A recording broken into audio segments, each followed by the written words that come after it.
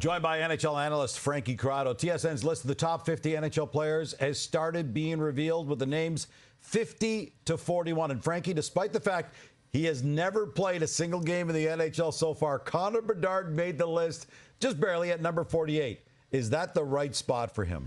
It's probably a little too high. Listen, he could prove me wrong. Did you have him on your list? I didn't have him on my list. I didn't have him in the top 50, and I'll tell you why. I think there's room for some players that have been in the league for a little while now who are going to make big jumps this season. A player like Matty Beniers in Seattle, maybe Alex Tuch, another player like Jesper Bratt in New Jersey. These are guys that have been in the league and are starting to figure things out, and I could see them progressing even more. Conor Bedard, for me, if everything goes well, he's probably going to score 36 goals. Might have 34 assists. He's a 70-point player. That's a really good season for him. His first year in the league. I think that would be great. But I don't think that puts you in the top 50. When we're talking about top 50, we're talking about guys that are, let's say 82 points in 82 games. And it's going to be a little bit of an adjustment. He's not going to have a ton of tools around him in Chicago. So I think he has a really good year, a 70-point year. Ultimately, that doesn't land in the top 50 for me. It's interesting you mentioned a point-a-game guy because number one overall pick from 15 years ago is still in this group.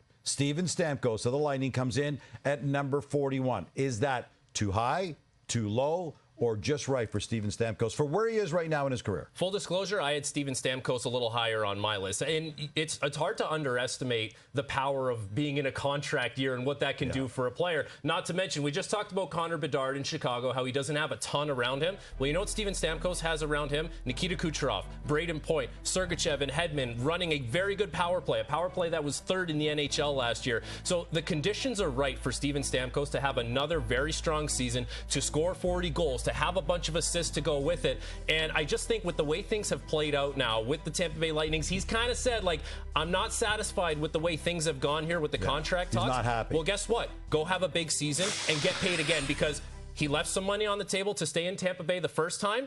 He shouldn't be doing that again. He should cash in as much as he possibly can at 33, 34 years of age. If he has a big season, he's going to collect every penny that he possibly can get. You threw out 40 goals. I want to follow up on that. At his best, at the peak of his game, he was one of the best snipers in the NHL. He was a goal scorer.